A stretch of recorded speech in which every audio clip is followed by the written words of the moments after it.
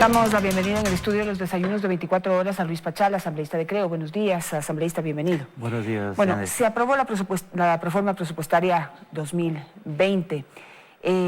¿Cuáles son los criterios frente a los cuales se aprobó, toda vez que no están claras las bases de cómo va a ser financiado ese presupuesto? Primero, buenos días al Ecuador, buenos días también a Teleamazonas. Primero, expresar mi solidaridad total por los atentados que en los días de paro sufrió Teleamazonas. Segundo, por supuesto, el Gobierno Nacional ha enviado ya la proforma presupuestaria al gobierno, digamos, a la Asamblea Nacional. El CAL ha aprobado para que pase esta proforma a su análisis respectivo a la Comisión de Desarrollo, donde está como presidente el señor Esteban Albornoz. Luego, la comisión tiene el plazo hasta el 31 de octubre tomar el tiempo para poder presentar el informe adecuado. Este presupuesto contempla un presupuesto total de 35.000 millones de dólares, es decir, 1.000 millones más de monto que el año anterior. Por lo tanto, pues será la comisión como tal que contemplará el análisis respectivo desde nuestro punto de vista. Es importante y seguro que la comisión y la asamblea va a dar mucha prioridad a lo que tenga que ver con educación, a lo que tenga que ver con salud, a lo que tenga que ver con los financiamientos de los gobiernos seccionales y sobre todo pues, lo que tenga que ver con el desarrollo social del Ecuador. Ahora, si usted revisa el presupuesto hoy en día, la mayor parte del presupuesto se va en educación, se va en salud, se va en las Fuerzas Armadas, es decir, se va en rubros en los que teóricamente se pelea para que se invierta más. Son las áreas en donde más se invierte. Sin embargo, la calidad de la educación no mejora, la calidad de la salud, ni qué decir, es cada día peor, cada día más corrupta, cada día menos asequible para la gente. Y ahí es donde volvemos al punto de discusión que estamos ahora. Si no mejoramos la estructura de salud y la estructura de la parte educativa para que haya más maestros, mejor educación y menos administradores de la educación o de la salud, entonces podrán pelear lo que quieran, que le pongan el número que quieran y que dividan como quieran esa proforma presupuestaria. No va a mejorar la salud, no va a mejorar la educación. ¿Hasta cuándo van a enfrentar o cuándo van a empezar a enfrentar los temas como se debe? Bueno, primero es importante que los presupuestos del Estado que se financian con ingresos permanentes, con ingresos no permanentes, asimismo esos ingresos permanentes ayuden a los gastos permanentes, que son lo que usted acertadamente acaba de decir, lo que es salud, educación y salud. Usted conoce, el gobierno anterior dejó endeudado al país y se destina un monto alto al endeudamiento, al pago del endeudamiento, sobre todo con China y otros organismos. Casi 10.000 millones de dólares va en pago a la deuda externa. Eso no permite justamente que se reinvierta o se tenga partidas extra presupuestarias, sobre todo por lo que significa educación. Sobre todo el sector rural está abandonado. Usted sabe que tenemos maestros unidocentes, no tenemos incluso la vialidad que permita llegar a esa infraestructura, donde pues aquí en la ciudad se tiene todo y allá en el campo nada. A veces esas desigualdades hacen que también exista una rebeldía en los pueblos, pero por eso mismo la Comisión de lo Económico tiene que tratar a lo máximo de no mermar esos presupuestos que son destinados justamente para encontrar esa calidad. No estamos, por ejemplo, nosotros de acuerdo que se haya mermado el presupuesto, por ejemplo, para la educación superior. Es necesario que todos tengamos ese derecho a la educación. Solo la educación cambia, solo la educación podemos sacar la pobreza. Si el presupuesto se lo sigue comiendo la parte administrativa y no la parte operativa de salud y educación, nada va a cambiar y va a seguir habiendo esa desigualdad. Eso es lo que yo le digo y se lo pregunto a usted también, la dirigencia indígena, ¿sí?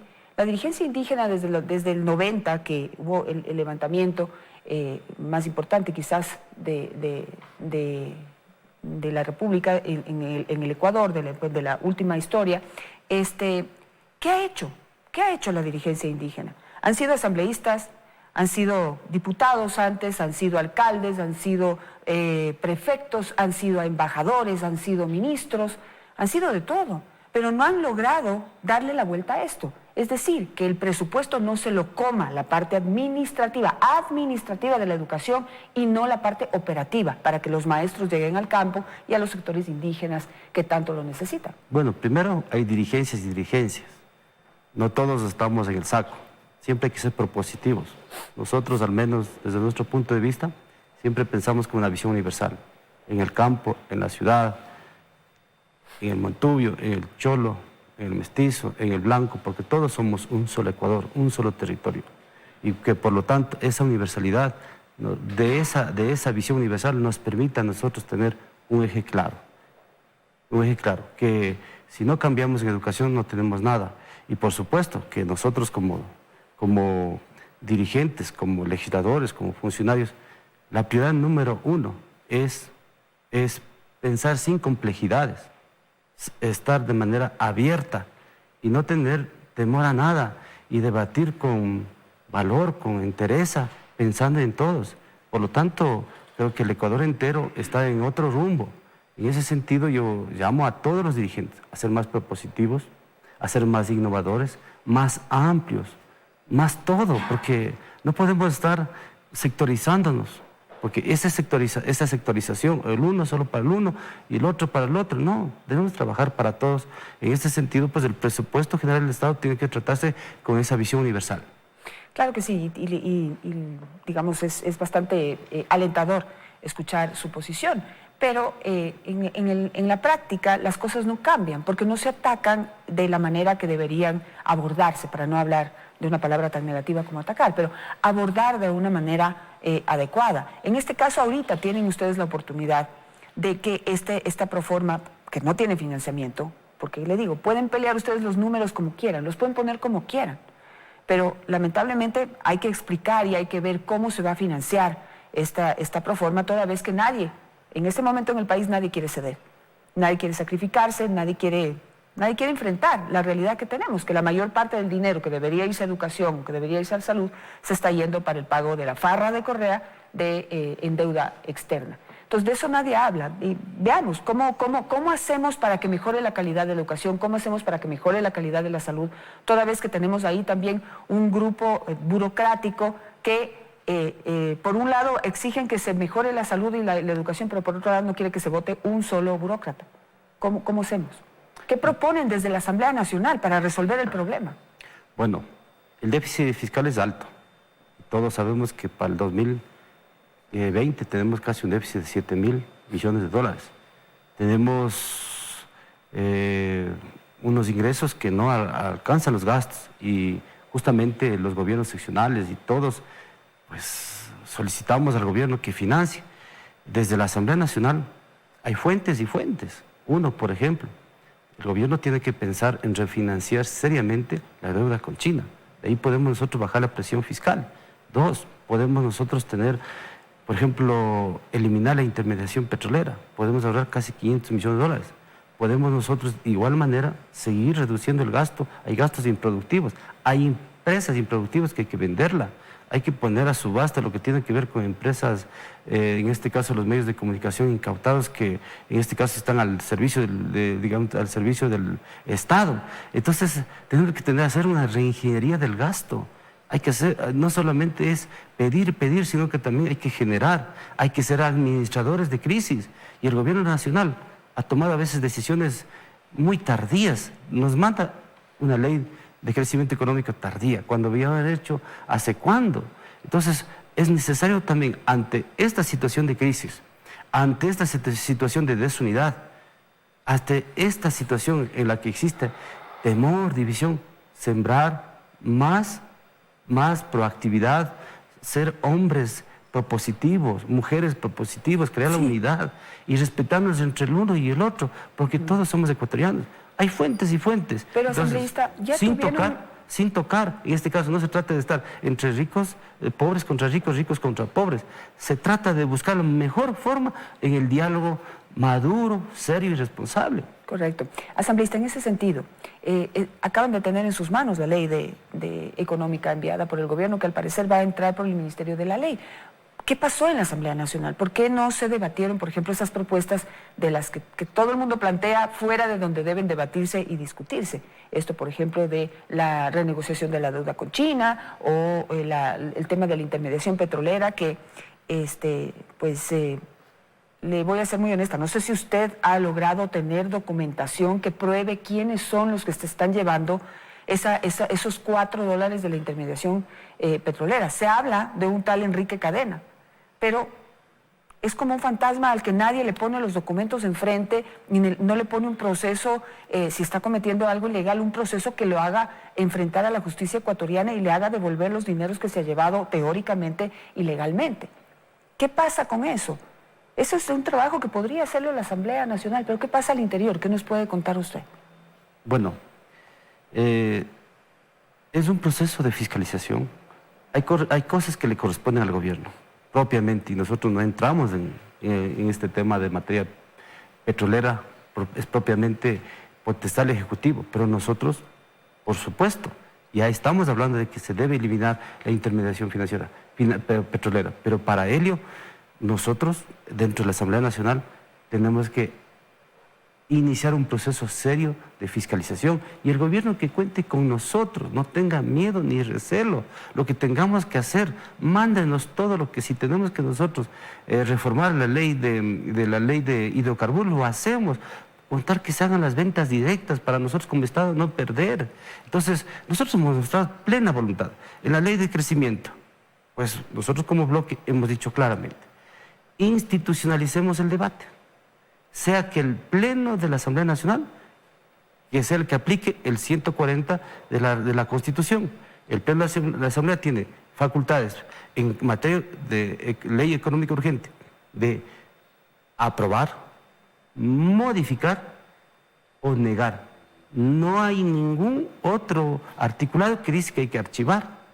Por lo tanto, con la madurez, si es posible, yo les propongo y les reto a los amigos asambleístas, hagamos artículo por artículo o capítulo por capítulo, pero no hagamos que esto pase por el Ministerio de la Ley. Hay cosas muy positivas, mi querida Janet, hay cosas positivas.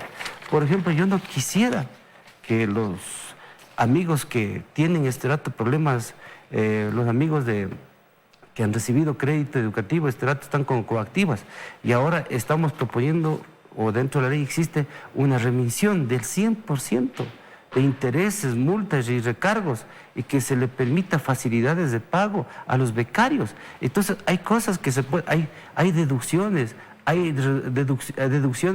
por ejemplo el tema de la reducción del ICD al 2.5%, eliminación del anticipo del impuesto a la renta. Por supuesto que también hay cosas negativas que hay que negar como Asamblea Nacional. Por ejemplo, el impuesto a los servicios digitales, el impuesto a la telefonía fija y móvil, y en este caso... fija y móvil, asimismo también que la información tributaria del SRI no sea reservada. Todos estos temas, pero ¿cómo se arregla? Debatiendo. Por ejemplo, no estamos de acuerdo con los impuestos a las indemnizaciones. ¿Qué ha pasado al interior de la Asamblea? Porque en este momento va a pasar ese proyecto por el Ministerio de la Ley. No han sido capaces de debatirlo, de discutirlo y de proponer cosas que, se lo digo, a mí me llegan mensajes por todas partes, ¿sí? Que las soluciones... renegociar la deuda con China, lo que acaba de decir usted, renegociar la deuda con China, mirar qué es lo que pasa con la intermediación petrolera, eliminarla si es posible. Yo digo, bueno, transparenten quiénes son los que se están llevando esos $4 para poder reclamarles y decirles que se lo han llevado ilegalmente y reclamar que devuelvan esos dineros al Ecuador. Ellos, por intermediación petrolera, son $2 millones diarios. Diarios. ¿Quién se los está llevando? Total son 400 millones. Sí, 800 millones dice el cálculo yo. Pero, es decir, si es que hay alternativas, ¿por qué no las debatieron y no las plantearon en este momento para incluirlas en ese proyecto? Bueno, nosotros estamos debatiendo, el debate todavía no se agota. Hoy a las 8 de la noche la Comisión de Régimen Económico se instala justamente para debatir el informe que está propuesto, o el informe ya debatido en primer debate, valga la redundancia.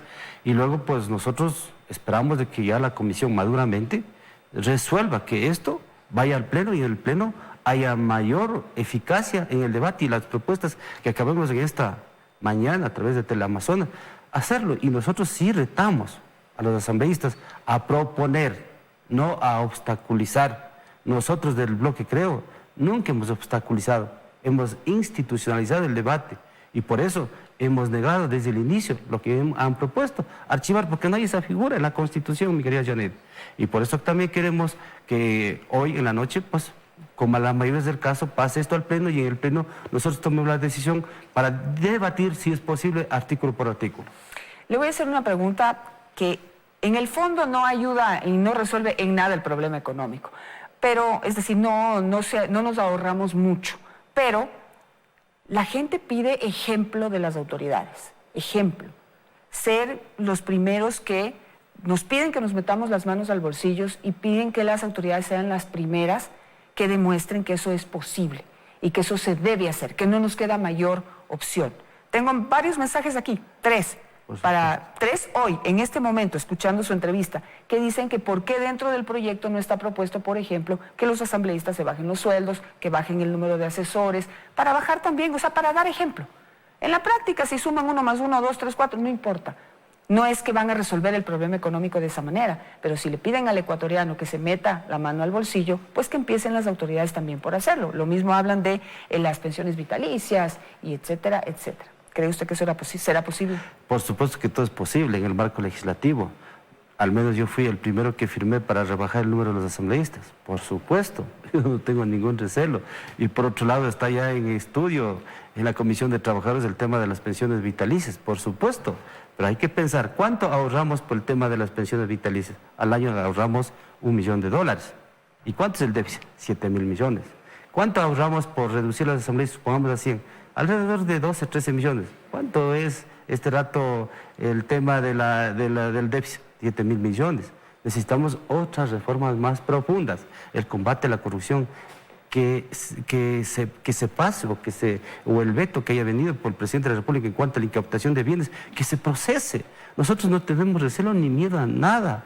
Por lo tanto, cuenten conmigo, cuenten con el bloque, a que exista a acelerar otras fuentes de financiamientos, que contemos con todos, con los indígenas, con los cholos, con los trabajadores, con el gobierno, con los ministros, con los asambleístas, con la población que nos está escuchando, con los medios de comunicación. Hagamos un debate nacional para solucionar la crisis. No solo el gobierno va a solucionar, no solo va a solucionar el tema de los banqueros, o el tema de los empresarios, o el tema de los que tienen en este caso la razón en el tema político. Todos debemos contribuir y no solamente poniendo impuestos.